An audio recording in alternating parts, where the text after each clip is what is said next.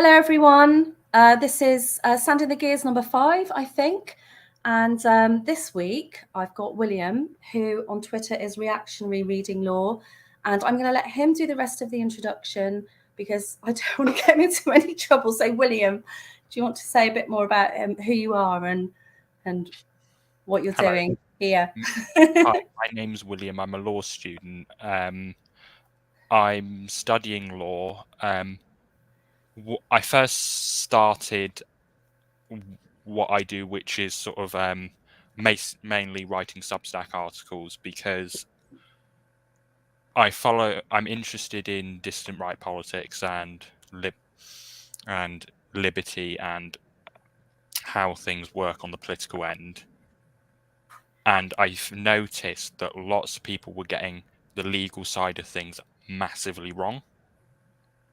When you say getting the legal side of things massively wrong, were you looking at some of the London protests, marches, rallies, and things like that, or what was it that made you think, no, they're not approaching this in the right way? Partly, yeah. So I was seeing people. Do you remember when there was that thing going round where people were logging crimes against the police for COVID? That was going to go. Are you thinking of? Is it Mark Sexton, the ex-police officer, as well, or are you just thinking of random members of the public? Yeah, the crime number thing, where people were going around into police stations reporting crimes. That's right. That Yes. the police had committed. Yeah. That was going to go nowhere because the long and the short of it is the police were acting lawfully under the COVID regs that were passed through parliamentary legislation, primary legislation. So the police were acting completely lawfully, generally. So you would never. Were they? Because when some of these fines, for instance, were challenged, they didn't go anywhere. Yeah, so the fines were thrown out because they hadn't followed procedure. But what people were doing is they were trying to say that the police were committing crimes, which they weren't. No, they weren't committing crimes. But yeah, you're right. They weren't following procedure, definitely. Yeah. Well, they were following the law as Parliament had made it. This is where we get into the sticky issue of law versus legal and statute and common. In the UK, we have parliamentary sovereignty. So the highest level of law in the UK is the law that Parliament makes, otherwise known as primary legislation. Yeah. So common law is case law, so law that the courts make when the Parliament has made law in that area. But it's also, isn't common law is based on natural law. Yes. And natural law is based on biblical, essentially the 10 Commandments, isn't it? The 10 Commandments is based on natural law. So, I mean, they're not really following that. The common law, because we have a constitution that's sort of spread out in lots of bits of legislation and isn't all in one place. My opinion is that the police are not taught what the law really is. So they go around sort of with this blunderbuss attitude and absolutely convinced that what they're doing is the law, but they haven't been actually told what the law is. They've been told what the statute law or administrative law is. I don't think that's the issue, to be honest. I think the issue is actually the law is the problem. The people making the law is the problem. So common law. So when I say common law, I'm talking about case law because that's what common law is for all intents and purposes. Yeah. I mean, common law. Should we just explain what, because some people might not understand what case law is. So briefly, case law is the case precedent and that's established when a court decides something. The outcome of a case. Yeah, when there's an absence of law in that area. So, for example, the case of Donahue versus Stevenson is a very famous case where this happened, where the duty of care was established. There wasn't law in that area. Mm-hmm. And the court established that there is a duty of care on the manufacturer to the person who would ultimately receive the product. That's what common law is. Was this the drink? It was a drink, wasn't it? Yeah, And it was it a neighbour or something had given another? It was two friends or a couple of neighbours or something. I can't remember the whole of the detail, but yeah. Yeah, basically, two ladies walk into a cafe. The friend buys the drink for the other friend. It's got a decomposed snail in it. The lady, the friend drinks it, but because the lady who drinks it didn't buy it, she can't sue for breach of contract, so she has to sue for personal injury. And because at that time the precedent hadn't been established, the court established the precedent.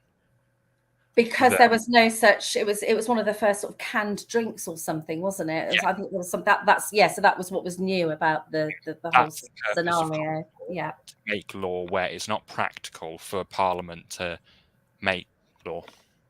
Yeah. But they have those, when they make the law in a case where there isn't a precedent, because I mean, I guess now we're in this era of technocracy. There's lots of things that are not precedent now, and it's been being made all the time, isn't it, because of all this new technology. But there are still rules that they have to follow. There's maxims like the mischief rule, the golden rule. I've forgotten the other two off the top of my head. You probably know them because you're doing law at the moment. So they have to adhere to those. They can't just decide on a whim. They have to adhere to those four maxims.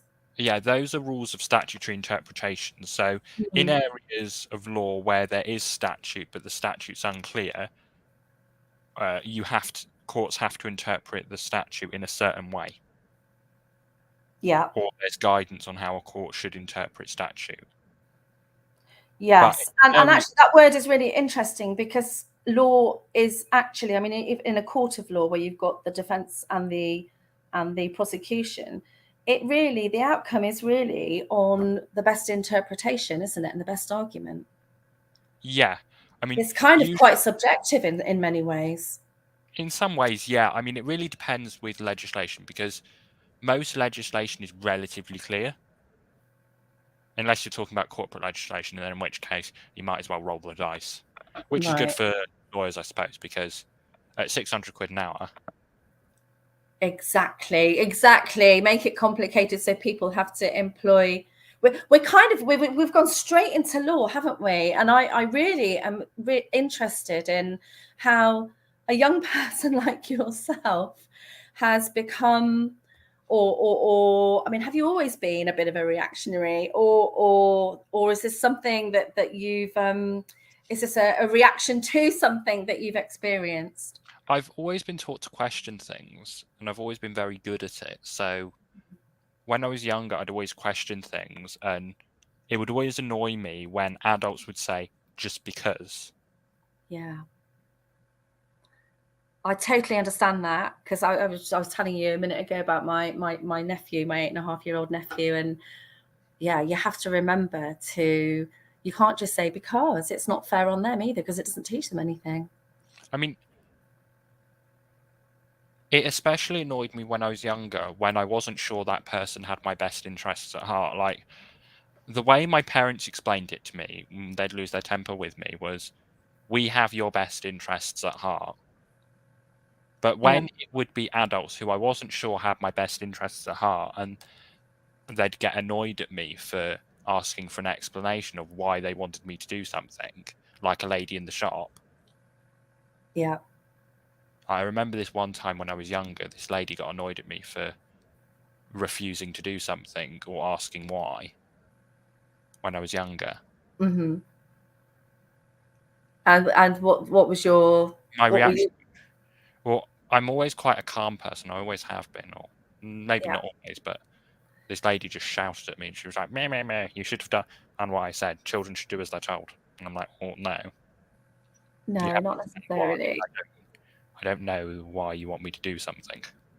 Yes, no, I think you're right. I think a lot of adults just think that they can tell children what to do, and without actually having to explain why. So where would you say you sit on the political spectrum then, if I'm you think very you do sit on a political spectrum anywhere? I'm very far right and socially conservative in a way, but I'm also very Machiavellian.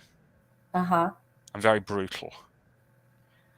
Yeah, I think you probably sit where I do, and I used to be very much on the left, but I was very I used to believe that prison was a punishment, and people. I mean, I wasn't one of these soft liberals who thought, oh, poor, everybody that goes to prison, oh, poor things, they've just had a really tough time. I wasn't one of those left wingers. So I feel like that the centre ground has moved. So I don't really feel that I've changed politically necessarily. I think I have now. I think I've become much more reactionary myself. But I used to be very, very much on the left. I grew up in a very socialist household. So, but I would now be called far right, which is just crazy. I think that's crazy. Yeah, I But mean, you are, I guess you are classed as one of these new neo-reactionaries, new young reactionaries. neo-reactionary, but Yeah, I think it's a bit cringe as a term. But it is cringe. Well, labeling anything is a bit cringe, isn't it? But I guess people like to pin yeah, labels I mean, on things. I don't think there's really a term for what I would say I am. I mean, I'm Yeah, certainly quite theocratic. I'm probably very reactionary, but I'm also extremely Machiavellian. So, I mean, this probably comes from studying law and understanding how the legal system works. I understand how political and legal tactics work, yeah, and I understand that it's deeply unpleasant and it's deeply disgusting. And there are things that you have to do to get power that yes, will make most people's stomachs turn upside down. And rightly yes. so. Can you give us an example of Well, those disgusting things? I think most of us probably know what they well, are. yeah, I mean, I'm sure you know. I mean, look at the tactics that organizations like Hope Not Hate use. Yeah. I'm Yes. not convinced that those tactics necessarily are the most effective tactics, but by God, they work. Oh, well, in which case they're sort of effective for them, aren't they? Yeah, I mean, if you can. I did an article where I explained how the law works with employment law. Your employer can't just sack you because you've been outed as someone who's right wing or as a member of PA or something. But because there's not the legal infrastructure in place, if Mhm. some weirdos find out that you're right wing and begin harassing you at work and stuff, Yeah. your employers potentially could get away with it. And because you can't stand up to those people and deal Is with it them legally, because as what is termed the cathedral is such that it's this big monstrous entity that even if you are not doing anything unlawful, hmm, and I've specifically said unlawful and not illegal, but unlawful. Um, it's like, as you said. I mean, a week ago when we had our sort of first conversation off air, and you said the machine is so big that it just crushes you underfoot anyway. well, yeah, it certainly does. I mean, when you talk about the disgusting political tactics that are necessary and work, I mean, there are things that do work and would work, Yeah. but the problem is how far would people on the distant right be willing to go to get political power? I mean, the way Oswald Mosley's predicted in Peaky Blinders is completely incorrect. I mean, if Oswald Mosley was that Machiavellian, he would have taken over England. I didn't watch Peaky Blinders, but I do know about Okay, Oswald Mosley. watch seasons 5 and 6. If Right. Oswald Mosley is predicted as like working with all the whole criminal underworld, Yeah. this is Lenin did this. So basically, a bit like using the criminal underworld as his brown shirts. Is Yes, that where you're sort of leaning with that? No, I'm not saying this is a good idea. I'm just No, saying no. historically this Yeah. tactic does work, and the problem with Fear, violence, basically. yeah, Yeah. political tactics are disgusting, and they are horrible. Well, we saw what happened with UKIP, didn't we, before the previous election? In fact, where I live down here, it was where I think was it Carl Benjamin was doing a talk, and a local ice cream maker thought it'd be really funny to tweet out that he sold milkshakes if anybody wanted to use one, and he was obviously implying to throw Yeah, I mean, at people on the, and I just thought it's absolutely disgusting that you've got people who are condoning that sort of behaviour. well, this is the problem. This is why I think we need to get really organised and have the legal institutions, because some of the stunts that get pulled towards people on the right, and even like moderate people like Nigel Farage, Mm. if we It's had called far right. Even my dad was saying, "Oh my God, Nigel Farage, he's the next Hitler," and I just thought, for heaven's sake, this is the sort of bullshit that they're fed. yeah, I mean, if we had the legal infrastructure in place, this Yeah. stuff could not be tolerated. Interesting. If we had the legal infrastructure in place, but I mean, the money's there. I mean, people think that we do. You're talking about the right having the legal infrastructure yeah, in the place. money is there on the right. It just needs to stop going to people like Lawrence Fox and Harry Miller who don't have a clue what they're doing. But when you say the legal infrastructure, do you mean the financial infrastructure? Right. I mean legal organisations that take. When I say legal infrastructure, I mean legal organisations that do use the law to combat and defend special interest groups, which in our case would be us. Yes. So, Yeah. Fair Cop would be an organisation that I would class as legal infrastructure on the right. Yes. Yeah. So basically, those organisations with financial backing that understand and have the legal representation, like the Free Speech Union, Yeah, Free organisations Speech like Union, that. Yeah. Christian Union. Yes. I mean, I've got mixed views on the Free Speech Union and the Christian Union. They've done some good work. They've done quite a bit of good work, but Yeah. they get egg on their face a lot of the time by taking stupid cases and spending a lot of money on stupid cases that aren't going to get anywhere. Really? Can you give an example of a case that they have tried to take through the legal system and you think was a stupid one to take on? I'll go. The Sorry to Charlie put you on Gard. the spot. I'm just wondering if you've got one off The the top of Charlie your head. Gard case. It was a few years Charlie ago. Gard, the child who was having some kind of proton beam treatment, was that him? Yeah. No, have I got that right? Have I got the wrong child? He was having some treatment for cancer. No, he was basically Charlie Gard, the baby, was severely ill, and basically the hospital went to court and said we need to take the life support because this child's not going to recover and is suffering. Right.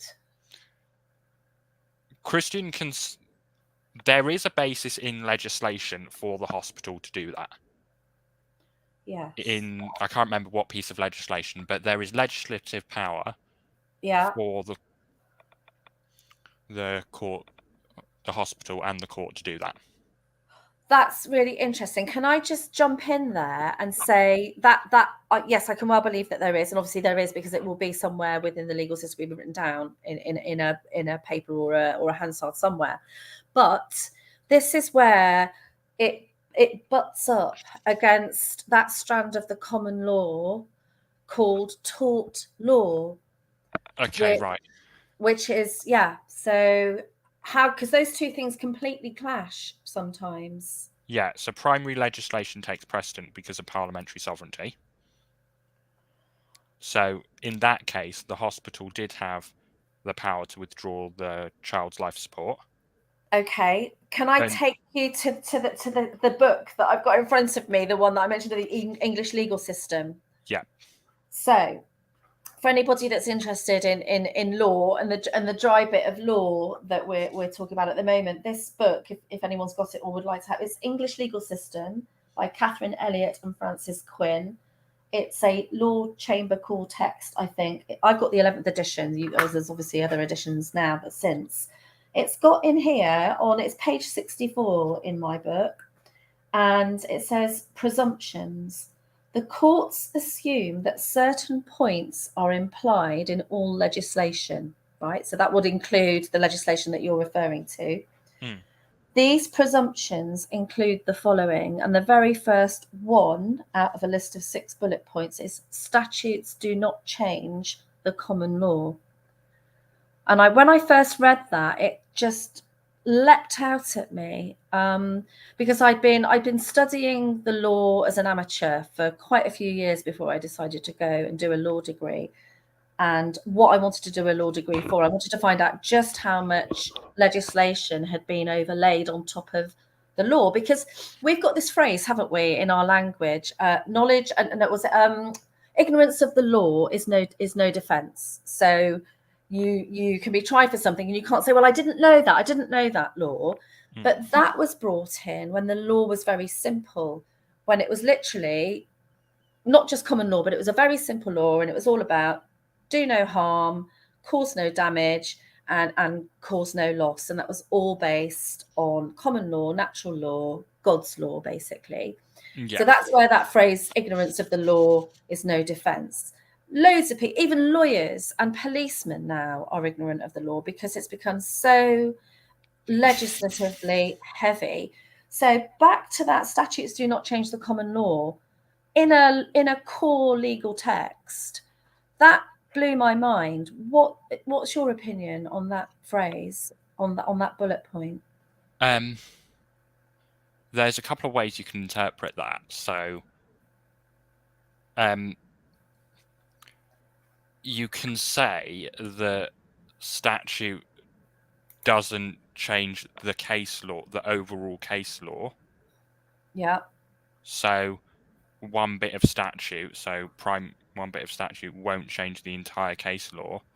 So if the government was going to bring in a new piece of legislation, i.e. a statute, yeah, are they supposed to? Because we know that procedure has just been binned, certainly over the last couple of years, but I think the plaster's been ripped off, or the veil has been ripped away, hasn't it? I think we've all seen the ugly inner workings, or not, of government and what we call the elite. I'm in quote marks there. So does the government, when it wants to bring in what you're calling primary legislation, it's the term of law Parliament passed. Yeah, that's the highest level of law in the UK. Do they have to look at all previous case law? No, they don't. It overrules any case law. But then we go back to this phrase: statutes do not change the common law. So, what courts can do is they can interpret legislation in line with case law to fit legislation in. However, it doesn't happen often, especially if legislation is clear. So if legislation is unclear, what courts will sometimes do is they will interpret it to fit in with the case law. How can legislation even be unclear? I think that would be a bit alarming to people who thought that the law was the law, and we all know what the law is, and certainly the lawyers know what the law is, and the judges know what the law is. I think it's more common with commercial law. Yeah. Because you're talking about legislation which is, in some cases, 20,000 pages long. Oh yeah, I mean it's just insane. I mean, was it Kenneth Clark who said that he didn't read the Maastricht Treaty before he signed it? Because these things are just too enormous. Yeah. Yeah.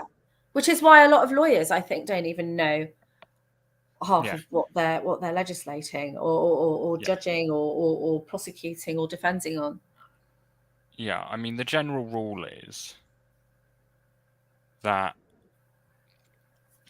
primary legislation, the law made by Parliament, has superiority over secondary legislation, which is the law made by government that doesn't go through Parliament and the law that's made by the courts. Yeah. There's a piece in one of your Substack articles. I'm just going to read it out, actually. It's this is from your Tory containment policy article. So, bearing in mind what we've just been talking about, you've got a sentence in here. I'm just trying to expand this page so I can actually read it, because I've got it as a tiny little pop-up at the moment. Right, okay. From Tory containment policy. The job of the court is to apply the law which Parliament implements on behalf of the people. On behalf of the people is, I mean, it underlines that. In most cases, the government has control over Parliament, so can pass legislation as it sees fit. I don't think, and I know you don't think, and I know lots of people have discovered over the past few years, that Parliament does not act on behalf of the people anymore. No. It hasn't for a long time. Obviously not, because I'm an elite. I'm an elite theorist, but I just put that in there for normies. No, I understand that, but that is, I think it's a really interesting sentence, and yeah, they obviously don't. We all know. I think we've all suspected for a long time that they've. I think there are some people that genuinely go into politics with the idea of really representing their constituency at a local level, and then if they get into Parliament, they can do even greater things. But I think people either get captured, or they get all shiny-eyed, or they are bribed, or they become very lazy. I think lots of people now are essentially bribed to just shut up and put up. So I think there are so few people now in Parliament who are working on behalf of the people that, I mean, this feeds nicely into the last couple of years, doesn't it? Where I disagree. I don't think really that anyone with good intentions would be allowed into high-level politics. well, you're talking about high level. What level are you talking about? I'm talking about things like. You're talking about government And by itself. allowed, I don't mean like rigid rules. I mean socially. Oh yeah, no, I know exactly what you mean. Yeah, So I yeah, don't they're think not our sort kind of there thing. are social barriers that would stop people who aren't, or at least don't have strong sociopathic and psychopathic tendencies from going into things like. I know what you mean by higher level. You mean actual government level, minister level. I mean Parliament level as well. Yeah. I mean, what about the lower backbenchers? What do you think? Yeah, about backbenchers. I don't think there are many backbenchers who aren't psychopaths, to be honest. No, I think you're right. Sadly, I think you're right. What are we going to do, William? What are we going to do? What are we going to do? What can we do? What can we do? Well, Yeah. I'm glad you asked me that, because I do have some ideas on what we can do, but the problem is it's not easy. It requires organisation. It requires people getting off their backside, getting off Twitter and doing things. There are people that are doing things. I can vouch for that because I'm involved in things where I live, but you're talking more at a legal level. Yeah, I mean, aren't you? Yeah. Yeah, I mean, certainly what needs to happen is the people who are able to get money for things, it needs to stop being just influencers. Yeah. Like, I wrote a piece on this. Like, it needs to stop being the Lawrence Foxes of the world and people like that. Mm. Because they don't actually know what they're doing. And, okay, I'm sure Lawrence Fox has access to good legal advice, but he set up the Bad Law Project after he got sued for libel, which he did libel someone. He did say, yeah, he did call Stonewall paedophiles, which, under the Defamation Act, is one thing you just don't do. Because of how I think his point was that it's okay for them to sling mud and call names, but it's not okay the other way. I think that was the point he was trying to make. Yeah, but there are special protections in place in the Defamation Act for calling people paedophiles and terrorists. Mm. So if you look at it at macro level, Yeah. suing these people for defamation, I think, is a waste of time. Suing these organisations for defamation is a waste of time, to be honest, because even if it's just to show up the hypocrisy, I can see what you mean. I think it's a waste of money. I do think it's a waste of money. Whether it's a waste of time, and I know the time and the money thing go together, and I understand that. As a way of showing up the hypocrisy, I think it's worthwhile. But yes, the money could have been spent better. People, I'm sorry, if you're not already sort of red-pilled that these organisations have a lot more institutional power and backing than you do.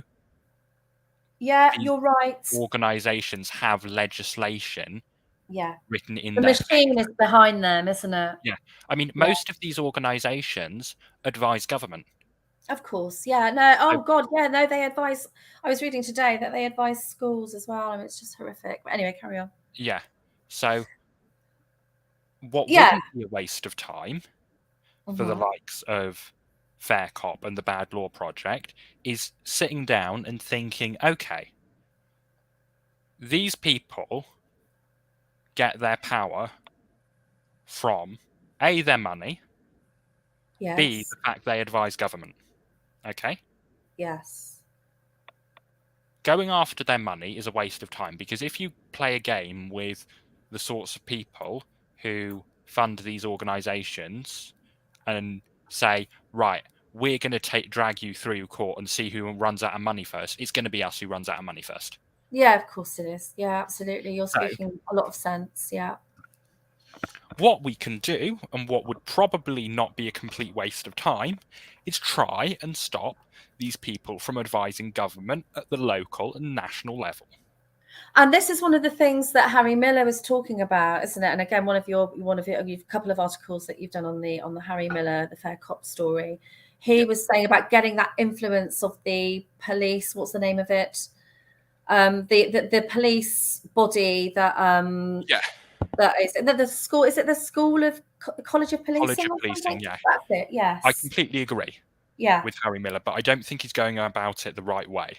And the But problem is that what you're saying though? That a similar kind of thing is get rid of these organisations that are advised, take out that layer of government, which I think basically is it takes us back to these that they're actually lazy and they don't want to do the work themselves, so they hand it all over to these advisors and these advisory bodies. Yeah, right. Shall I talk about this in detail? Because right, so it's not just the College of Policing though. Most police forces around the country will have numerous left-wing charities, left-wing NGOs, special interest groups, and advisors advising that police force. It's a web, isn't it? Yeah. Carry on. Yeah. Yep. There is an argument for this within legislation. Right. There is an argument that under Section 1 of the 2010 Equality Act, police forces are required and local authorities are required to take advice from these groups. However, this is an argument I've heard from left-wing lawyers. From the sorts of people who... However... So they're required through legislation. I'm not saying they are, because this, as far as I know, this hasn't been tested in court. Right. Or in any meaningful sense. That argument does exist. I'm just explaining this argument does exist. Yeah, but you're saying it's actually written into legislation that they are required to take advice from. No, I'm not saying it is. The legislation doesn't say that. Oh, that right. is the argument that is made by left-wing lawyers, and that seems to be the argument that a lot of local councils and police forces seem to adopt. Do we know if that is written down anywhere? Is it a guide? Is it in guidelines or? I'm sure you could find it. I haven't found guidance on it, but this is what it seems to be. So we'd have to find it. So our first recourse really is then to approach either our local council or our local police and crime commissioner and say, can you provide the written information that says that you have to seek advice from these organisations? No, I No. don't. In my opinion, what is a good idea is for organisations like Fair Cop to get people very organised on the ground in their local area and get them to complain about these left-wing NGOs and these left-wing groups and Right. say, why is this group advising in whatever police force? This group is clearly unethical, blah, blah, blah. And Okay. make them formal complaints, because Okay. formal complaints Yeah. have to be reviewed by somebody. Do And they it's not just write you off as a racist or no, I don't know, whatever ist is the latest one these days? no, because by law they have to review your formal complaint. It has to go to somebody, and they have to give you a response. Okay. All right. Well, for example, then, if a group of parents got together and either wrote as a body No, or individually, do it and individually, okay, do it because individually. Yeah. if you, let's say whatever police force receives 300 complaints about whatever left-wing NGO they're taking advice on Well, I'm just whatever area of thinking. policing from, because I'm. whatever left-wing NGO is Mhm. extremely unethical, they're going to have to, especially if those complaints are slightly different, Yeah. address all 300 of those complaints. And most of the time, Yeah. they're probably going to stop taking advice from that left-wing NGO because But carry on. it Sorry. will be too expensive for them not to be, because this is what I would do. But obviously, that's what I would do. And the problem is this: organisations like Fair Cop and that I don't think are organised enough. See, that's what So, worries people, because if that isn't organised enough, when you've got someone like Harry Miller at the sort of head of that organisation, who's leading that organisation, that I mean, the people are thinking, well, wow, what can I do as just little old, well, Joe Smith down the road? complaining when you see things like making official complaints is not a waste of time, because it has to be reviewed by somebody. And it's not like your local council can put you on a list for making a complaint. Well, what they do though, we do know that they have names on lists. And the other, I think I mean, taking a leaf out of Saul Alinsky's Rules for Radicals, Yes. one of his rules, and I'm not even gonna try and read off what it is because I can't remember it off the top of my head. But basically, he's saying one of the things that he recommends is that you have to pretend that you're bigger in number than you are. And so you can write as an individual, but pretend that you are an organization. That's what he essentially advises Yeah. you to do. And that is what the left does. That is what they do. I mean, if you think about the white helmets, is it the white helmets? Yeah. People think that that's this massive group of people where it's one person who but if you talk to people about the white helmets and who they think the white helmets are, they probably think they're a massive non-governmental organization when it's one man somewhere. I mean, it might be more than one now, but it started off as one man. I think what really worries people is that if they do this as individuals, they can pick off individuals person by person. Oh, Whereas if you do it as a unified body, like for example of parents, so if you, as let's say 5 individual parents got together and decided that as individuals they would write to the school and complain about the I don't know, the transgender thing that's happening, the teaching of transgenderism to their 4-year-olds, as 5 individual parents, they could be picked off. But if they wrote as not a concerned group of parents, that might have more of an impact. No? yeah. I'm just saying that if they make one complaint as a group, they've It's only only made, passes one complaint. yeah, that's less time for the organisation to review. If they are still a group and they make 5 separate complaints that are all slightly different, that all have to be addressed, I'm not saying people shouldn't be united. I think they should be. But the left does it as they do everything as group organisation, don't they? Not as Yeah, they individual. do, but they also do this mass complaining as well, where Do they they? have, yeah, they do. It's Right. really effective.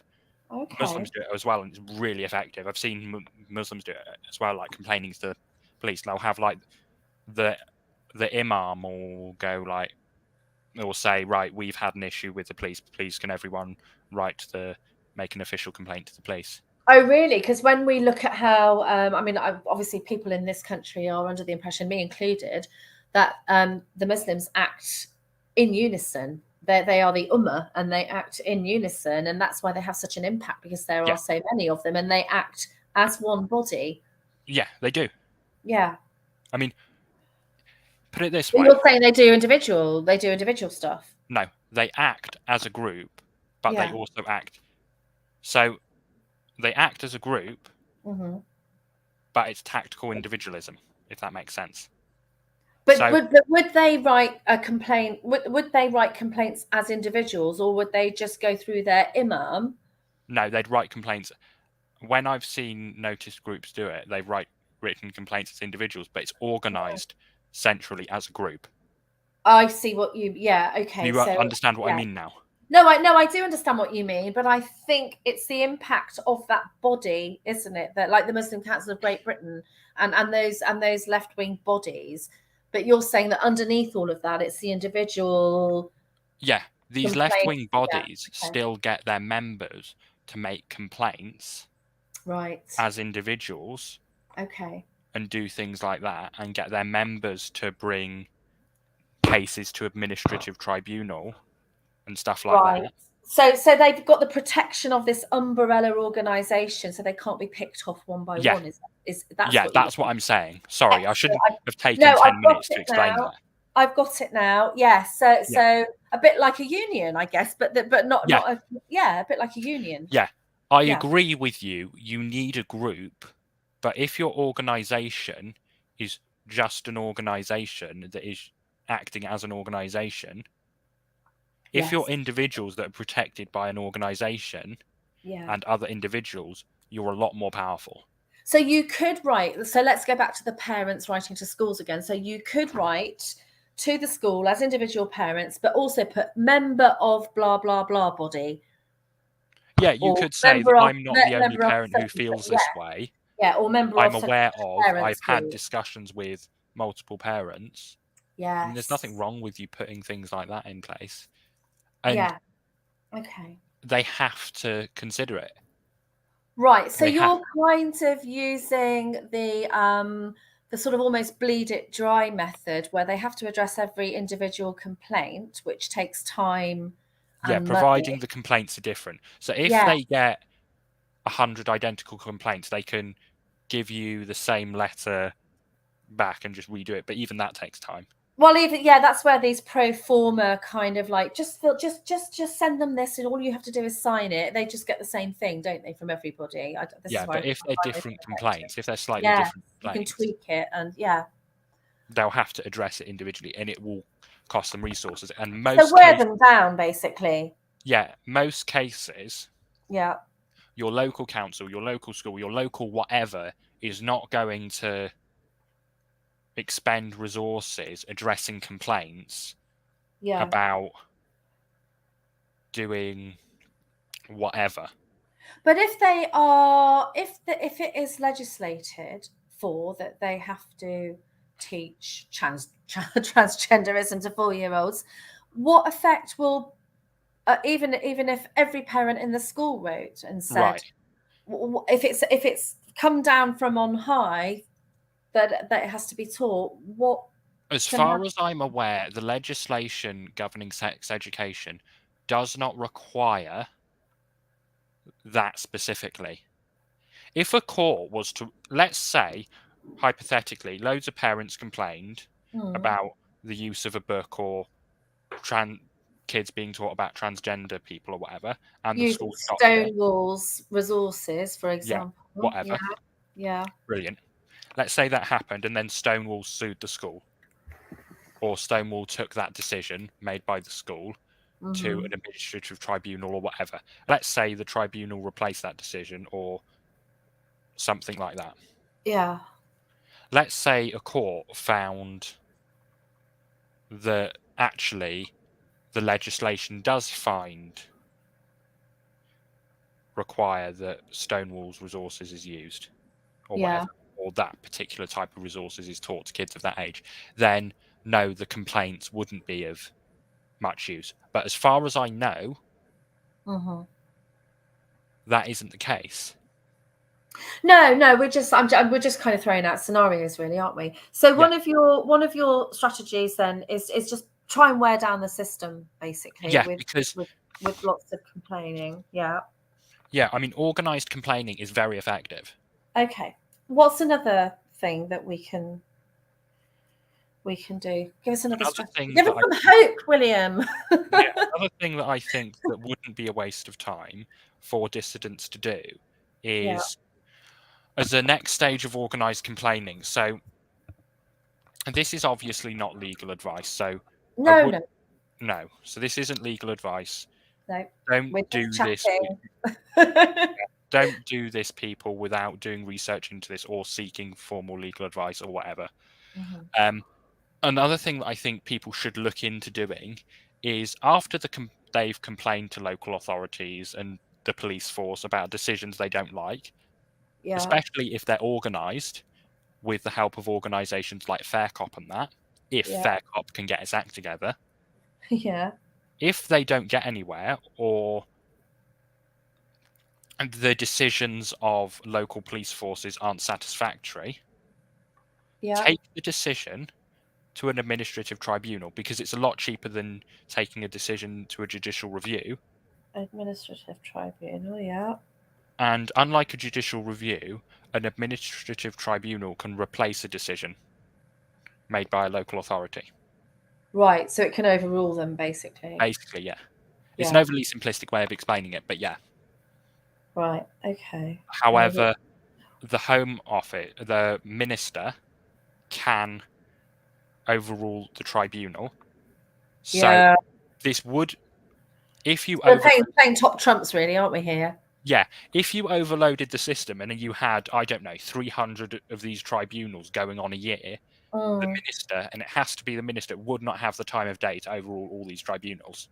No, and we're going back to representative democracy again, aren't we? Because if the minister can then overrule, let's say the parents take this through complaint to the school, and then it goes to an administrative tribunal, and the decision is overturned, and the parents are all ecstatic and happy, and then the minister overrules that. Then how is the minister representing the people? Yeah, But this exactly. is what's happening a lot, isn't it? Yeah. So this is why being highly organized and having hundreds of these mass complaints process and loads of these tribunals cases going on will work, because you'll either push the government into a position where they'll pass legislation basically stopping us from doing this or organizing us in this way. Well, that's what they're kind of trying to do, isn't it, with all That these yeah, bills? Yeah. that's what they could do. Or I mean, a lot of the ways we'd go for these left-wing NGOs is stop them, because a lot of these left-wing NGOs are disgusting organizations that break lots of rules, probably break lots of rules anyway. Well, they do, but we all know that they're tacitly supported by the government, sort Yeah. of So like Extinction Rebellion. We know that because we've got a government that's signed up to the green agenda, they're yes, on their yes, side. It's what they call astroturfing, isn't it? These yeah, groups. yeah. Yeah. I mean, yeah. If you got the government, if you got these organisations, the local government or whoever, or the Home Office, to justify why they're taking advice from these left-wing NGOs that in some cases are breaking the law Yeah. flagrantly, Well, I know that some ministers are actually signed up to, they support Antifa and Hope Not Hate, who use violence. Yeah. And they're on their list of signatories. Yes. Yeah, exactly. If you challenged the government having these sort of NGOs, left-wing NGOs, as official advisors in government departments and local councils and police forces and the College of Policing and whoever through administrative tribunals, I think in the most cases, administrative tribunals would say no, would overrule the decision and say no, you can't have these people as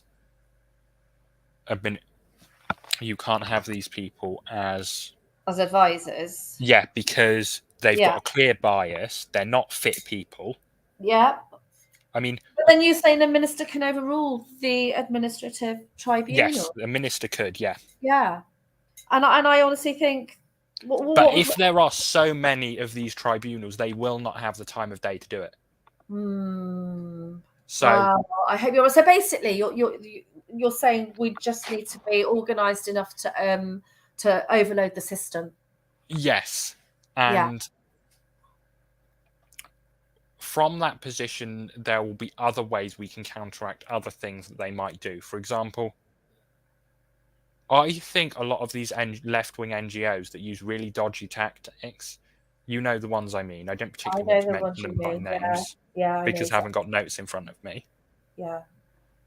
But I know who you mean. Yeah. I think some of them have apparently had funding issues recently, and the reason I think that is because some of these left-wing organisations, if they get in front of a judge, will get absolutely scrolled. Because do you know who Alex Belfield is? Yes, I do. Yeah, he's the ex-BBC. Yeah. Was he a presenter, a journalist? Radio presenter. Yeah. His case is very interesting because the way he was treated by the police, the way he was treated by the BBC is atrocious. Yeah. And I'm not going to say anything more, but I sincerely believe that in most cases in the UK, when you get these people in front of a judge, especially when they so flagrantly act so unethically,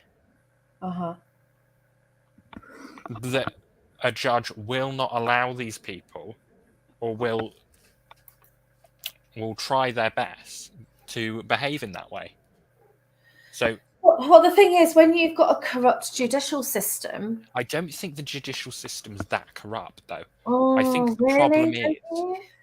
No, I don't think it's that corrupt. I think the problem is on the right and on the distant right, we're not organised enough. We don't have enough competent people to defend ourselves against the people who would do us harm. So these left-wing organisations are completely fine to get away with violence, and because they're advising the police and other institutions, they can get away with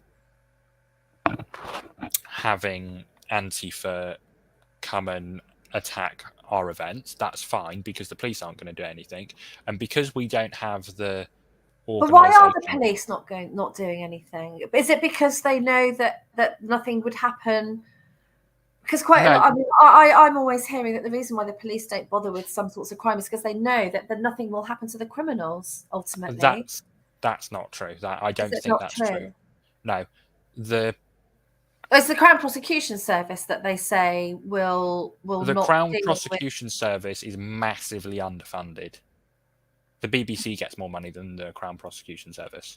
Well, that wouldn't surprise me. Yeah, but even if the system isn't corrupt, it's not functioning. No, it's not. So that is an argument from the police that a lot of people won't get anything done to them, like won't get prosecuted, because there just simply aren't enough resources. Yeah, that is an argument. But fair enough. But the police do choose to ignore certain crimes. Well, they're told to because they're given certain targets, and now they've got these banded silver, or is it bronze, silver, gold call out standards, and you only get to be gold, as in you've got to go out for a gold one if it's something to do with racism or well, it's basically if you come into one of those protected categories, you're immediately gold. So if you've been robbed at knife point, and been called, I don't know, a racist name or something, that'll be classed as a gold standard call out. Whereas if you're just, Mr. Joe Smith, white heterosexual male walking down the road who's been mugged at knife point, they don't care. You're way down the pecking order. That literally is how they banned. I've seen the Yeah. the coding on the police call outs I list. mean, these sort of policies could probably be challenged. Well, they could be challenged. Could they be challenged under tort law? I guess you'd have to take out a private prosecution, wouldn't you? This is the problem. People can't afford Yeah, justice because you this would is a have to take out problem. a private prosecution. This is the thing. I mean, this is the problem. I mean, I know I shouldn't criticize Harry Miller too much, but the problem is Fair Cop could work Yeah. really well. It's just, it doesn't seem to me that Harry Miller is competent enough and engaged enough to see that actually the problem is a lot of the policies adopted by the police are as a result of some of it is founded in legislation, and also the people the police are choosing to take advice from, and the government more broadly. Yeah, I mean, I can see that he has got a real focus on getting rid of this College of Policing, and I think he's right to focus on one issue at the moment because that is the organisation that's really causing so many of the problems. And it goes back to what you were saying about taking the legs of these organisations out. Yeah, I mean, if you get rid of the College of Policing, Yeah. what are they going to replace it with? Well, they don't need to replace it with anything, No, but they're really. going to. Well, but they don't need to. And I do understand why he's focused on getting rid of that, and all his energies are really going on that because they are a poison at the heart of policing, a bit like Yeah, Ofsted is a poison at the heart of schooling, but we won't get into that because yeah, that's a whole other live stream. Yeah. So, okay. So at the moment, we've got strategy of overloading the system with complaints. What I'm going to ask you a really difficult question. It's not really that difficult. If that doesn't actually do anything, because these people have got an agenda, I just honestly have lost all faith in doing things by the book working. I think we've gone so beyond that, and I think we are hurtling to what could be a very dark place. That, I mean, I don't want any kind of violence. I hate violence. I don't want a revolution. I don't want a civil war. I don't want any of that. But what we all just want, and particularly people on the right, we just want them to leave us the FUCK alone. Just do what we pay you to do, which is protect the country, protect the borders, look after the roads, do the important stuff, and stop bloody meddling in the minutiae of our lives.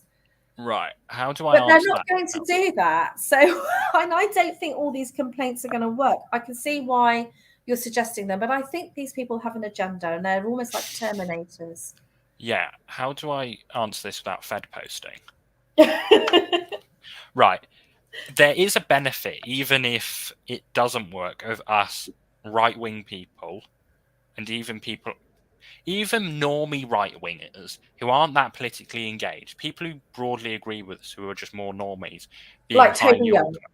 Yes, being highly Yeah, organized, yeah, yeah. even if we don't really get anywhere. Right. Because if we can overload the system and get the system to collapse, Yeah. Are you familiar with the concept of Riding the Tiger by Julius Evola? No, but I do know of him, and that's how I came across Academic Agent, actually, because I listened to, he was in conversations with Philosophy Cat. Oh yeah, Philosophy Cat. She's lovely. Yes. She's one of my favourite people. She is on YouTube.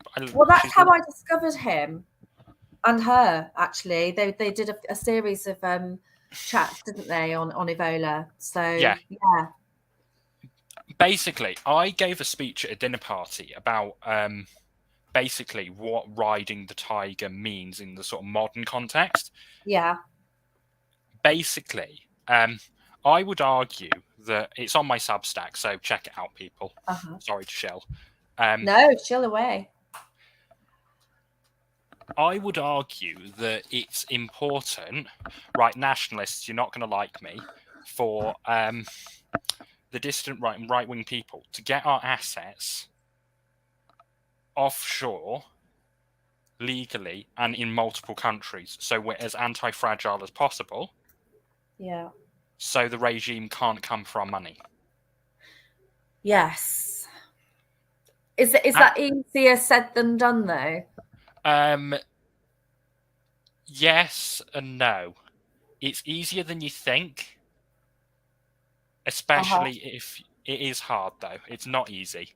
No, I didn't think it was easy. Have you done an article on your Substack about that? Could you, and if not, could you do one, like a brief sort of? Yeah, I could, but Yeah, I will do one on moving assets.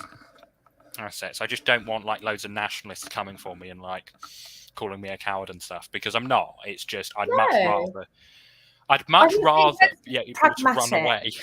You're being pragmatic, and I think we've all got to be sensible. You know, there are very. I mean, I'm sure we all have dreams about what we'd actually like to do, but we have to be sensible. Yeah. So basically, that's worth doing. Having hotbeds of support networks for right-wing dissidents across the world, because we can also have our assets protected if our assets are in multiple jurisdictions all over the world. Yes. Are there jurisdictions that you would recommend? Can you give a top 3 or yeah?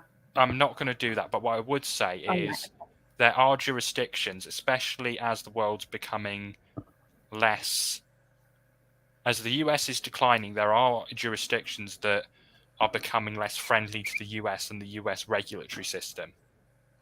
I think I know which. Are you recommending those countries? I'm not recommending those countries, no, because I'm not qualified to give that sort of advice. When I say recommending, well, if yeah, okay. But I'm just saying that there are countries in the world that are a lot more hostile to the US regulators and the regulators of the gay. Yeah. And I'll use one of my friends as an example. One of my friends has got an apartment in Hong Kong, and he's actually said it's a really good thing for the Hong Kong being taken over by the Chinese, because he hates the US regulatory system. Right. But what about what the Chinese government are doing to the people of Hong Kong, though? And well, this friend's quite pessimistic and doesn't care. Right. Because he's not from Hong Kong, and a lot of that is quite exaggerated. I mean, as far as he can tell, because he's fluent in Chinese, he knows a lot of Chinese elites. The Chinese elites seem to want Hong Kong, Macau, and places like that to clean their money. Right. So it's a money laundering area, is it really now? For them and for other people, yeah. So Hong Kong will be a lot freer than mainland China. Really? Because it looks like it's going so more in the direction of mainland China, doesn't it? Yeah, so Hong Kong's going to be a lot more economically free. You're obviously not going to get away with criticizing the Chinese government. No, obviously not. No. But right, okay. So economically, it's still going to be free market-ish economy. Yeah. And also having multiple passports. If lots of right-wing people are nomadic and have multiple passports, the government cannot stop you from traveling. No, that's true. But how do you get a multiple passport if you don't have another? I mean, if you don't have Irish ancestry, or how do you know? Check out a channel called Nomad Capitalist. I mean, it's not that, it's easier if you've got money. If you're broke, I feel sorry for you because it's difficult, but. Yeah.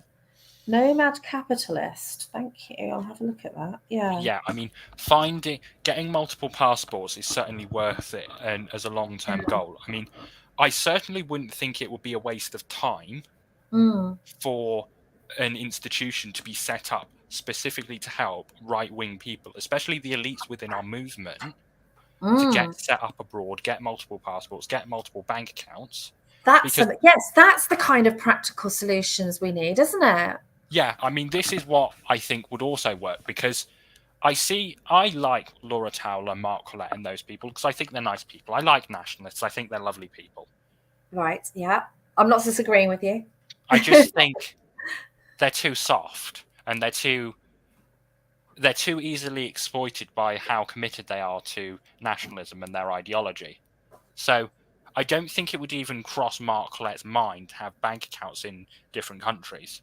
Because it's not a nationalist thing to do, because you want to look. I can see both sides of this, because you want to look after your own country, don't you? Want to plow your money into here, but if you're just going to plow it into what is a currently quite a dodgy looking situation, you're better off parking it somewhere else temporarily until.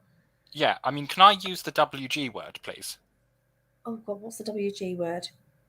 I'll just use it. Give me a clue. The thing the Daughter of Albion likes to talk about. Oh, mine's gone blank. Can you give me? Okay, right. If any nationalists watching, if you're in a position to move money offshore, yeah, and not have money in the UK, by having money in the UK and giving money to the UK government, you're supporting white genocide. Oh yes, okay, yeah. Hopefully we'll get away with that. I don't know. Oh, it's live streaming, so I can't beep it out. But yeah, the WG. Well, I'm in the Isle of Man, so the Isle of Man hasn't passed any hate crime bills yet. So. No, well, I'm not. Well, no, because you're live streaming, there's an exception for you. Well, I'm hoping that that one will sort of slip through the net. I apologise if people with Heckler and Cokes come and arrest you on your driveway. No, they won't. I don't care, actually. I'm ready. I'm ready for them. Yeah, no, yes, it's well, you only have to look at the percentage of Caucasians. I'm going to use the word Caucasian. Caucasian genocide. Year on year. I mean, it's gone down globally, hasn't it? And I think that's partly to do with obviously the bigger families that people have in the developing world. But I keep being told that the global population is decreasing, and it's not. It's increasing. Yeah, it is going to decrease at a certain point. Yeah. Yeah. Okay, so back to national patriots, call them patriots who people who are broadly on our side of things. Yeah, don't want to offshore their money, and I can understand why. And but setting up bases abroad. Throwing it down the drain, aren't we? At the moment, we're giving, as you said, we're providing the bullets for them to shoot us with, almost, aren't we? Yeah, and getting assets abroad. Yeah, because there are countries that are more than happy to sell us their farmland because they've got so much of it. Yeah, are we talking parts of Eastern Europe like Bulgaria, or I know there are other parts Eastern Europeans love us buying their land because they've got so much of it. Oh, okay. Like most countries in South America love it. Oh, yeah, South America. Because they've got so much of it. Like Argentina especially love it because they've got more of it than they know what to do with. So they're more than happy. I've been watching, I discovered Max Egan, only about a year ago, I think, maybe even less than that. And obviously about his escape from Australia. Do you know? Yeah, have you heard of it? Yeah. So I mean, it looks lovely. Mexico looks really nice. Yeah.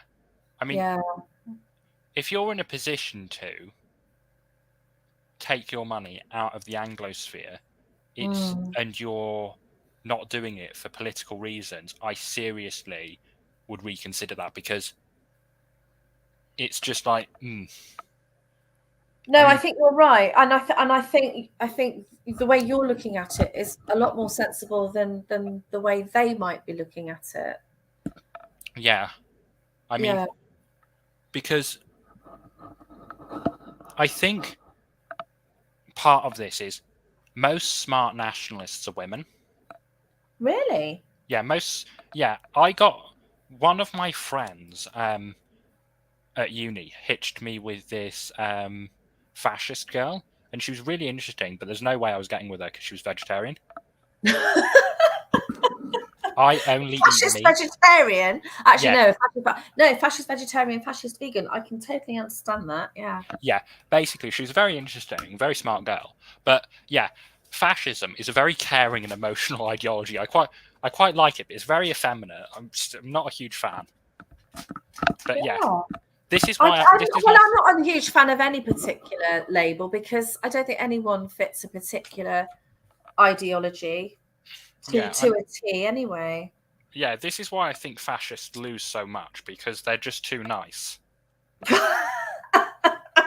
They don't. I'm not laughing at you. I'm laughing at other people who don't understand some stuff and thinking about fascists being nice. Yeah, I mean, just watch Tea Time with Laura and Sam. I mean, just Tea time with Laura and Sam. What's that? yeah, it's PA. It's like PA's deputy leader, Laura. She's lovely. Like, how can you? Like, I don't understand how you can not like Laura and Sam. Like, they're lovely people. Oh, well, when you've got people like J.K. Rowling being called, I don't know what she's called, but cancelled basically Mm, because of she's supporting women and women's rights and the right to be called a woman. I mean, well, we're not in Kansas anymore, are we? Let's face it. no, we're not. No, William, we've only got 20 minutes left, would you believe? And Oh, only. I know, yeah. Yeah. So So we're 6:15, and I want to understand still how you, at such a young age, and your fellow neo-reactionaries, how have you become so disillusioned with democracy, and what are you? What were you? What are you being taught at school and university? right. And is that what's turned you? Is that what's flipped you? Because obviously the woke ideology has had no impact on you. It's just Yeah. slid off. Can I spend the next 8 minutes just finishing talking about like what I would like the strategy to be, Yes, sort of like long yeah, term? do, and then So we'll, yeah. obviously, moving right wing assets away from the Anglosphere is a brilliant idea. Mm-hmm. Move assets. I'm scribbling this down. Yeah. So, and moving our people as well, so our people can have multiple bases across the world. Yeah. Well, people are assets as well, aren't they? Let's face Yes, it. people are. Yeah. So, if especially the elites within the movement are in danger, Mm-hmm. they can just move. They can just be Yeah. moved. Their family can just be moved. Someone will take them in. Because this is what rich people do all over the world. Like, Wow. Okay. Well, let's go back to the lockdown through COVID and how these parasites were still flying all over the world, and the rest of us couldn't move anywhere because everything was. I was one of these parasites who didn't do lockdown. I spent the first lockdown in Sweden, so.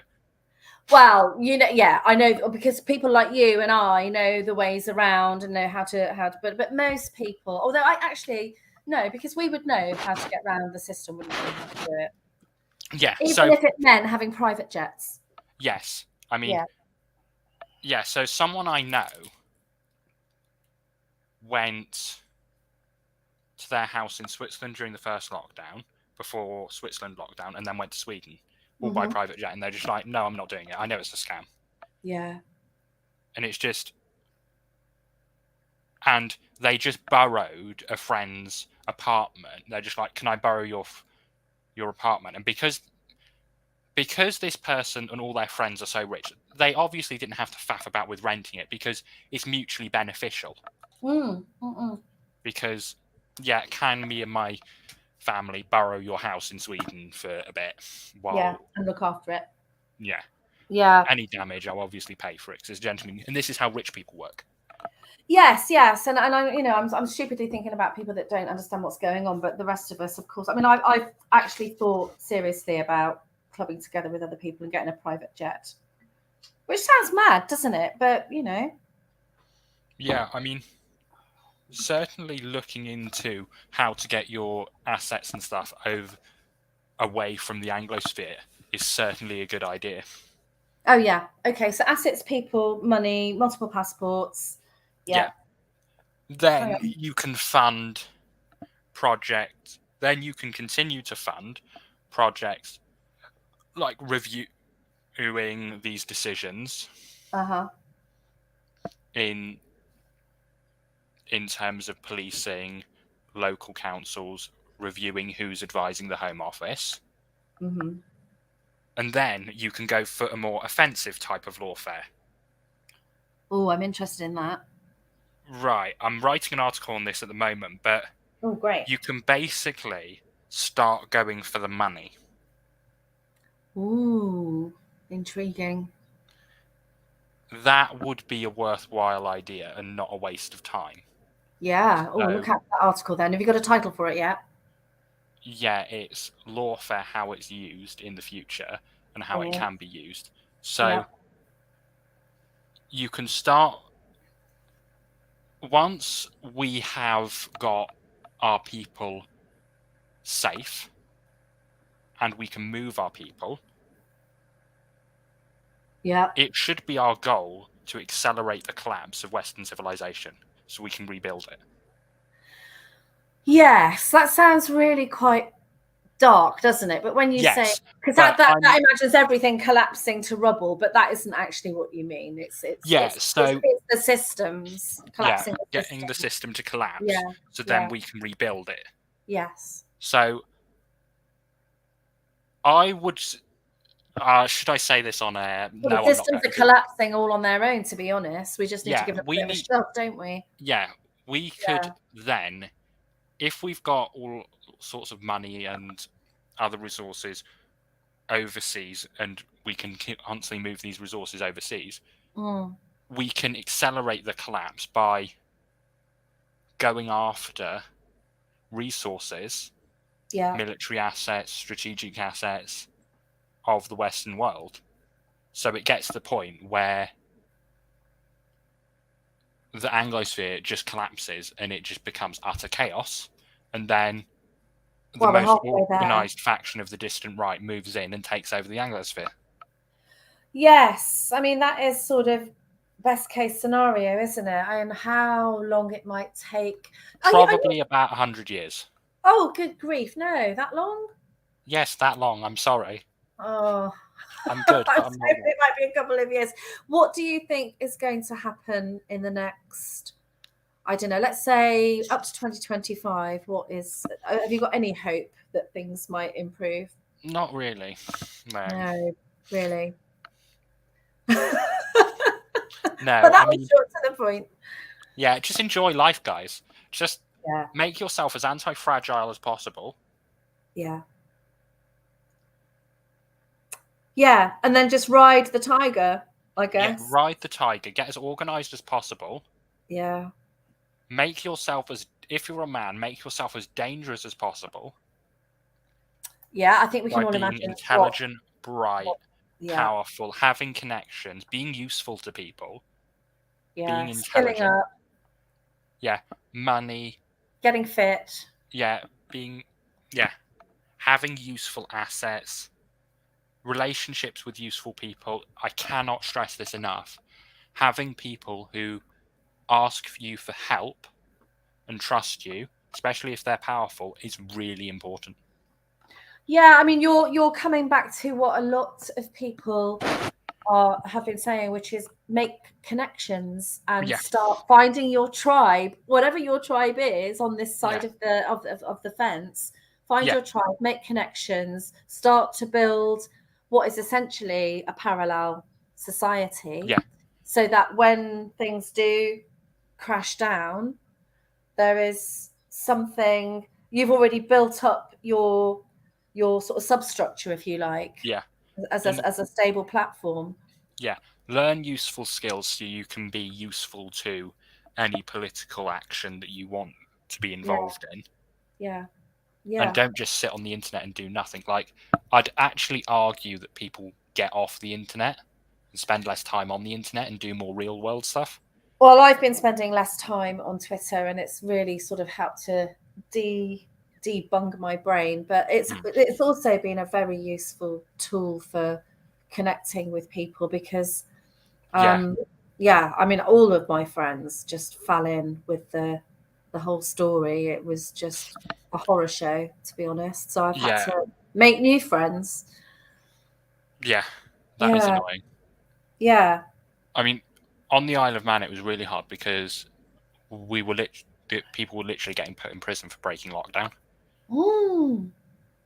I mean, it's just appalling. It's just this is where the law and Parliament has not protected us, Well, unless you know how to use it properly.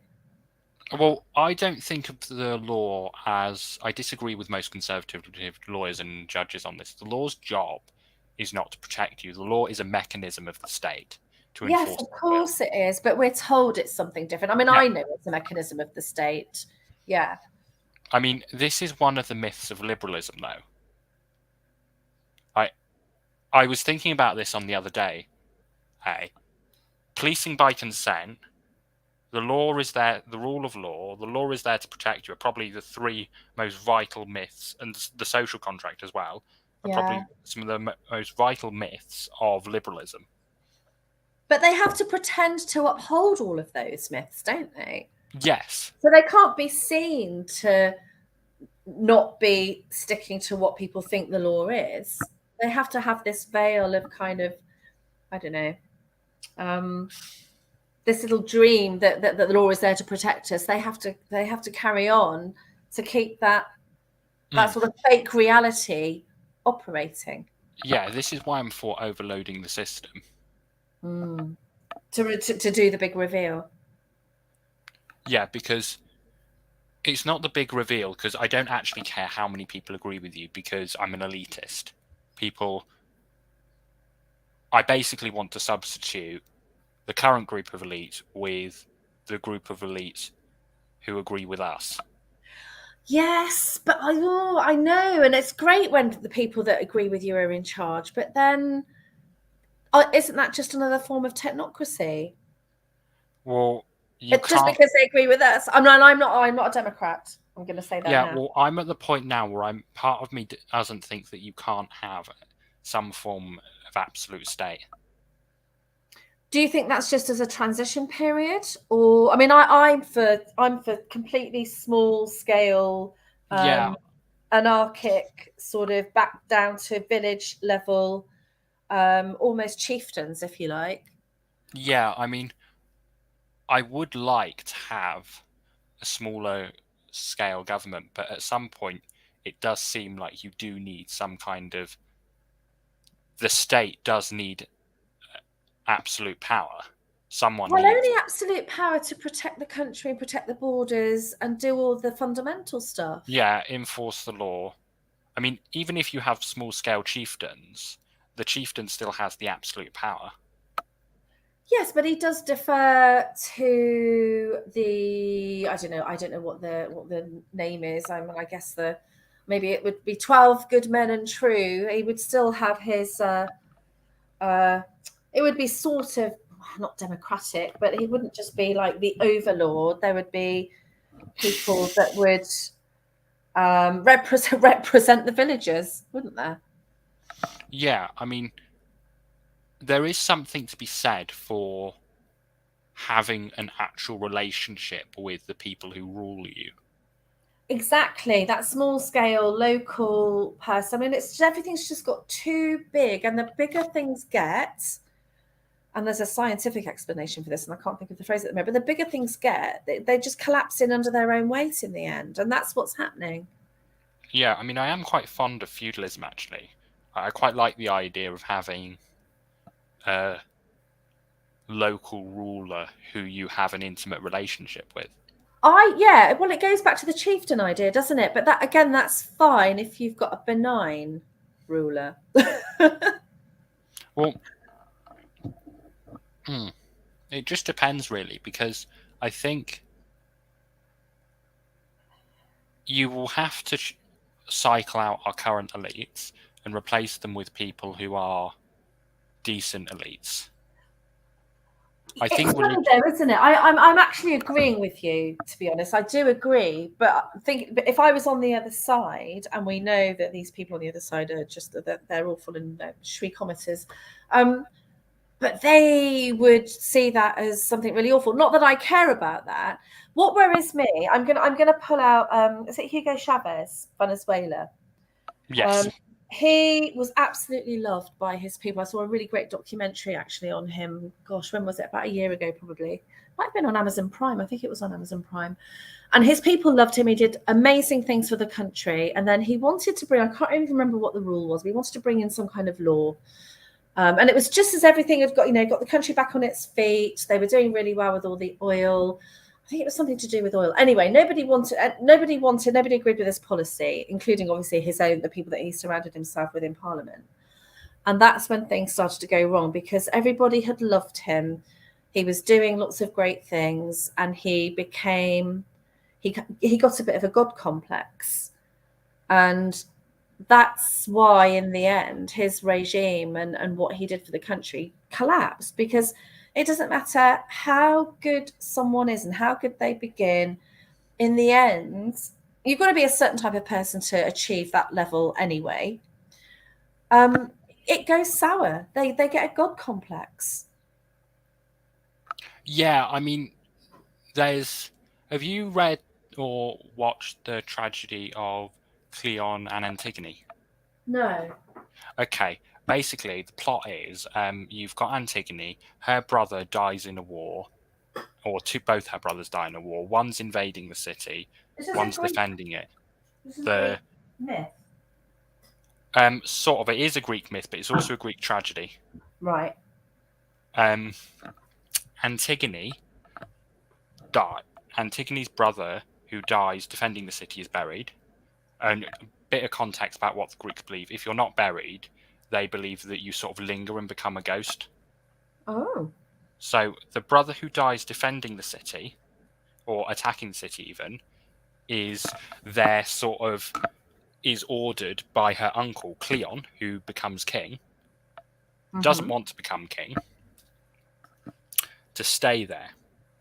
But throughout the course of this play, you see Cleon become more and more draconian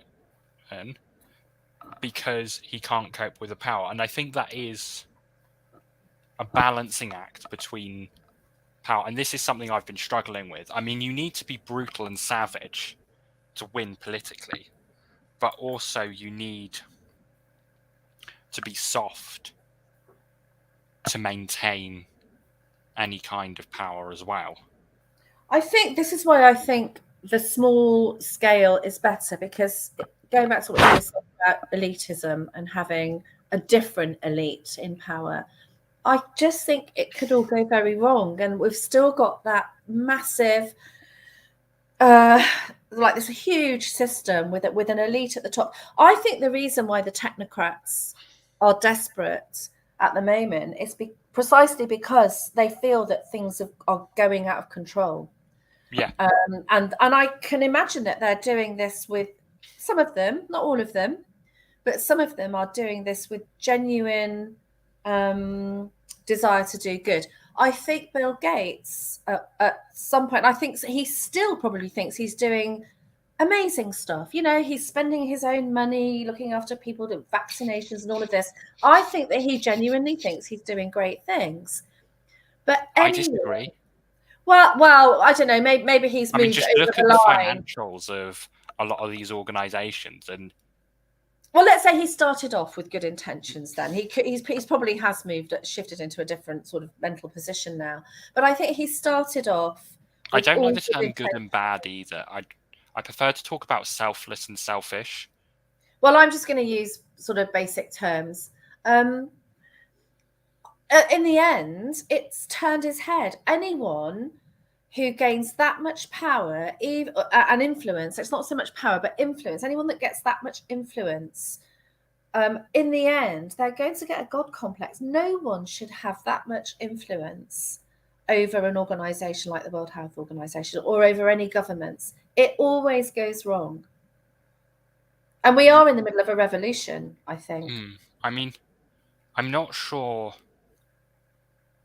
that that's true in all cases, but I certainly see the concern there because it is a common theme in literature, power going to people's heads. Yeah, it always happens. And the thing is, people, and it goes back to ego. I mean, thinking back to Mao Zedong, and I don't know enough about Pol Pot, but I know it's all very similar. But I've read quite a bit about Mao Zedong and the Chinese Revolution.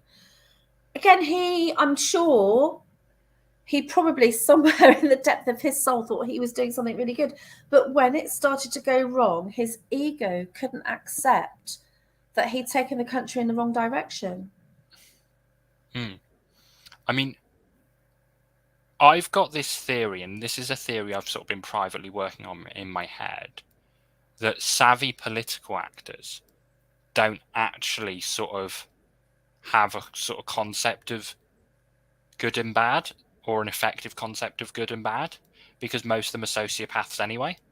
Oh, yeah, absolutely. Yeah, I So, agree with that completely.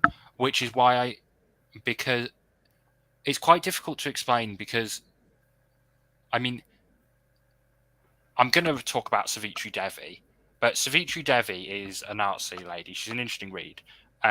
She wrote a book called The Lightning Bolt and the Sun, where she talks about Hitler, and she basically has this Is idea that an that, Indian name? It sounds like an Indian name. Savitri Devi.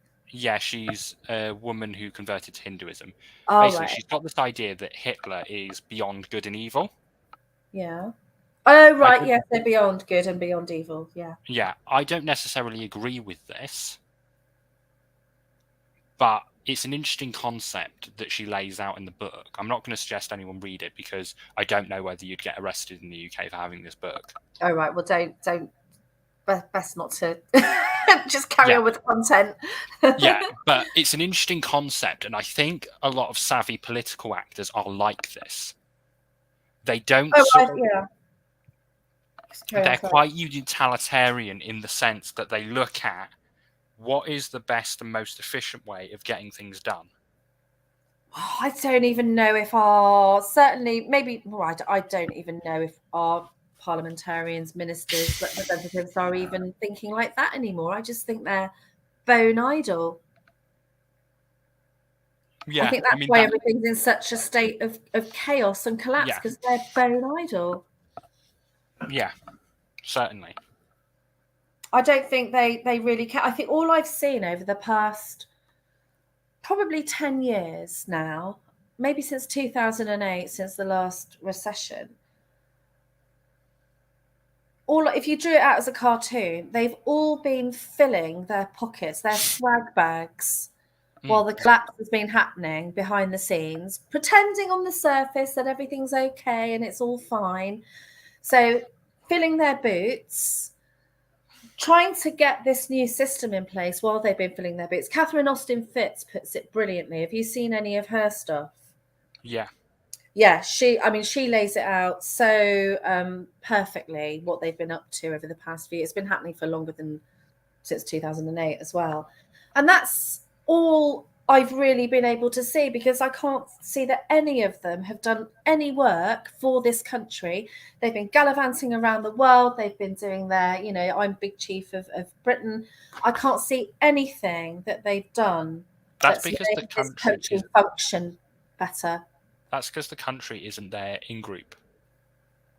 No, they're not working for us. Themselves.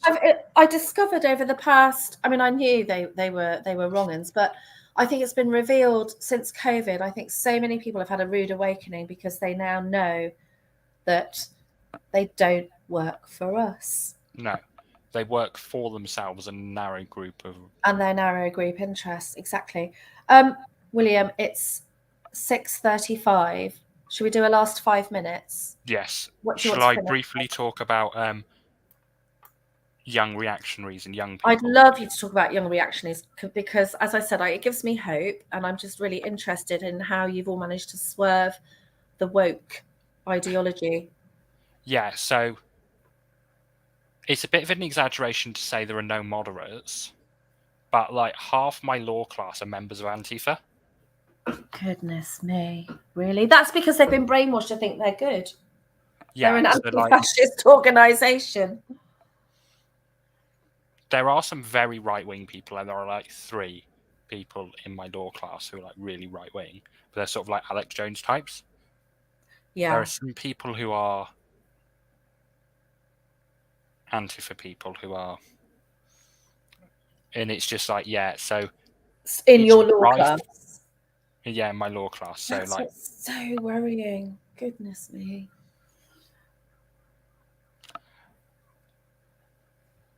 Sorry, carry on. yeah, so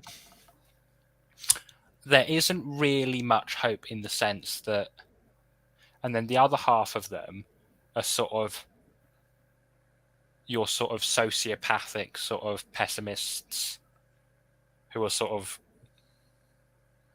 basically the only way to explain their view on politics is they just don't care. Yeah, I know what you mean. The disengaged people, they're not. They think that politics isn't for them. That's that type. Yes, Even they're though quite politics bright, so is yeah.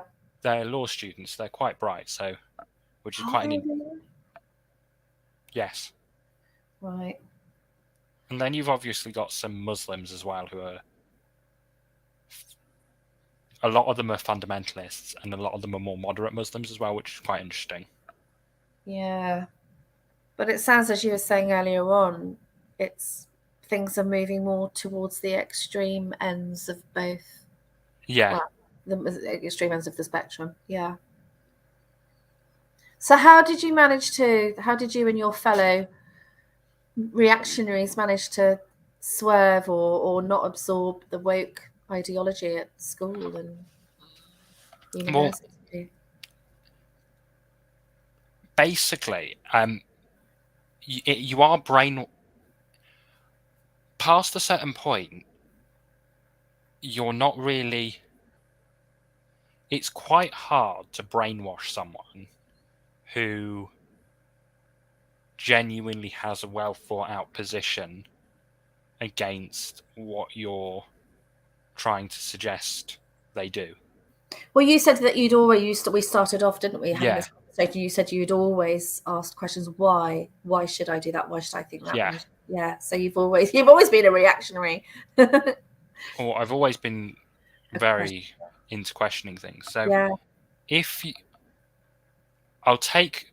Do you remember at the beginning of the year when, or well, at the beginning of my university time, my university was claiming that 1 in 4 university students or female university students had been spiked by injection. Oh, that was just such an obvious non-story and a lie. Yeah, and none of them had been to hospital. It's like I actually got into trouble for asking this at a consent class meeting because basically we were just sat there being told that we're all rapists. Like there were only men there, like being told that we're gonna find whoever's doing this and you're gonna go to prison. And I just put my hand up and I'm like, if 1 in 4 girls has been spiked by injection, why has no one gone to hospital? Because I was Yeah. aware of a lot of people who had apparently had this happen to them. Yeah. How did that question go down? I now pretend to be a Marxist at uni. Right. That's how you have to get on, by pretending to be a Marxist. Yes. That's frightening. Well, yeah, I got screamed at by everyone. And then someone came round my house, or 2 girls came round my house and threw eggs at me. Yeah. So basically, the only way you can get through this is get your head down, pretend to blend in. Yeah. Don't be the I'm exotic joking about the bird. throwing eggs at me. That's a joke. That didn't actually happen. Okay. That didn't actually happen.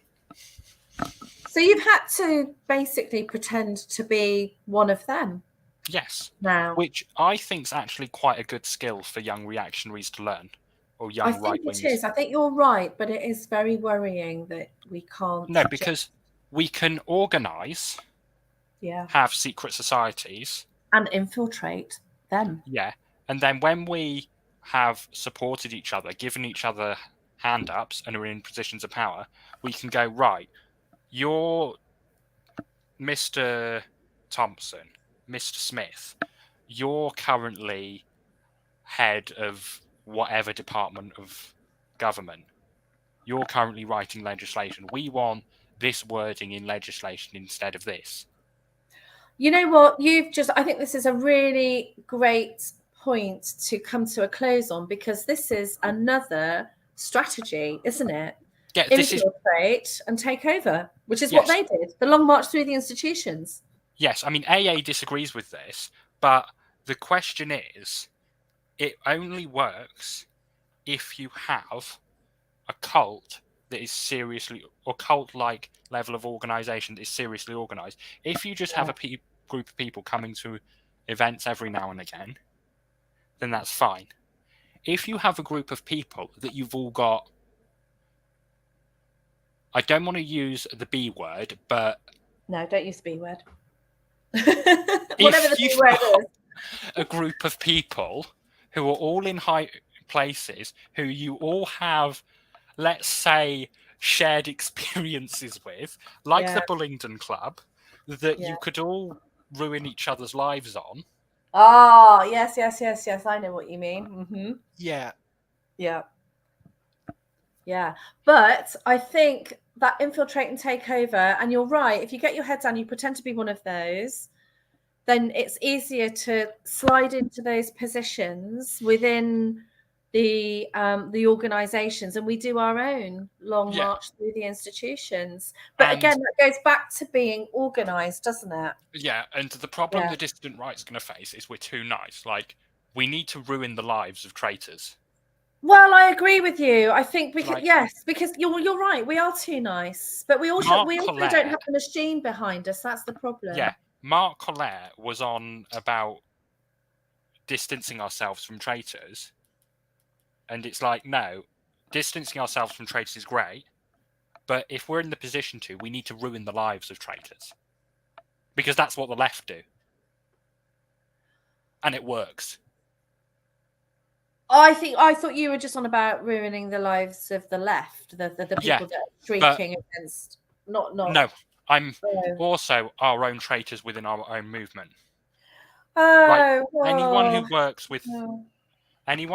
with Hope Not Hate, and if we're in the position to, we need to ruin their life. What if they are working with Hope Not Hate because they've infiltrated them? Because that's the way the left work. They pretend. Yeah, I mean, infiltrating an organisation like Hope Not Hate, I don't think that's gonna happen. No, well, no. I'm just laying that out as. No, I don't think we can say that all people that look like traitors are necessarily traitors. It could be that they're in there working on the inside. For the distant right to organise properly and be effective, we need to have a way of dealing with traitors that isn't just, oh, you're kicked out of the movement, or oh, none of us talking to you for a couple of months, and then, oh, you'll be allowed back into our circles, which has happened to a lot of people who really shouldn't have been. No, I certainly don't agree with letting people back into the circle, but I just would rather. That to me seems to be a negative, like spending energy on rather than spending energy on positive building of something. It's spending energy on. I just can't be bothered with all of that. Yeah, obviously, I'm not suggesting we start doing that now, but certainly 10, 20 years into the future, when we've built institutions and organizations that can be damaged. I'm not saying everyone who has a falling out with someone, their life needs to be ruined, but I'm saying if people start collaborating with the enemy. Oh, yeah, we're getting into sort of territory, aren't we? That we need to be able to ruin the lives of people who are in senior positions within our movement if they start collaborating with the enemy. I would rather focus, if we're going to be ruining anybody, I would rather focus on. Yeah, I'm saying ruin their lives too, but yeah, that's where my energies will go, and I know exactly where I want them to go. I want them to go in these high-rise flats right in the middle of the cities that they've built for the plebs. I want them stripped of all their assets, and I want them to live out the rest of their miserable lives in the misery that they eating bugs, because bugs are great, they're nutritious. That's the sort of life, that's a punishment that I want for them. Everyone goes on about the noose and all of that. No, that's the easy way out. I want them to live out the rest of their days eating bugs, shivering at home during the winter because they can't afford to turn the heating on. That's how I want to see them living. Yeah, I mean, that's fine. I mean, I'd probably agree with you. That's probably a better way of... And that's where our energies should be focused, really. Yeah, if we're going to be talking about and I also have got this thing about, I don't want to be... I know what you mean, but I think there is a certain amount of rising above and being the better person as well. Absolutely punish them, but rise above and be the better person, because I'm into positive energy, not negative energy. Yeah, okay. I mean, this is the problem I've got with being the better person, is I think certain amounts of being the better person is a bit of a myth, though, because I'm not on about people being nasty to you, like people bad mouthing you on Twitter. I'm on about people giving confidential documents to... Oh, doxing you. Yeah, I'm on about people doing that. Okay. Yeah. Well, I know what you mean. You're more of an eye for an eye kind of thing. Yeah, I'm on about, and I'm not saying we should go after them in a way that is illegal. I'm just saying that if someone does that who was within our movement, we should do our best legally to ruin their lives. I see what you mean. Yeah. Okay. Because, yeah. Absolutely. If they've snitched, haven't they? They've done the snitchy thing. Yeah. Yeah. Or taken money from a newspaper to snitch on someone within our movement. Yeah, I agree. Yeah, I see what you mean. Yeah. William, it's 10:07. Yeah. Would you believe? Yes. I've gone 5 minutes over. How many people have been watching, by the way? We've got someone called Hexagram in the comments. Awesome. Hello, Hexagram. Hello. But I'm imagining that more people listen after. I've got 2 watching now, but people tend to listen after, and catch up. So yeah, awesome. I mean, I do a live stream, not really, partly because this is a free way of doing a podcast, and I think you have to pay if you want to do a pre-recorded thing. So yeah. But more people will watch it, I can guarantee. Thanks for having me. Yeah. Will you leave my Substack? It's been really interesting. Absolutely. Tell people about your Substack and who you are on Twitter. Yeah. Yeah, I'm at Reading Law on Twitter. My Substack is Reactionary Reading Law. And you've got a link to that in your Twitter bio, haven't you? Yes, I have. Yeah. So what I'll do is I'll come along, put my links in the comments, or will you put it in the show notes? I'll put it in the show notes. Yeah. Awesome, because I've DM'd it to you on Twitter. Awesome. Yes, you have. Yeah. Please follow my Substack. It's free. And and good luck. Good luck with your course. And it's been really interesting chatting with you. Awesome. And, thank you. Have a nice day. Maybe we'll do it again. Yeah, you too. Awesome. Thank you. All right. Bye.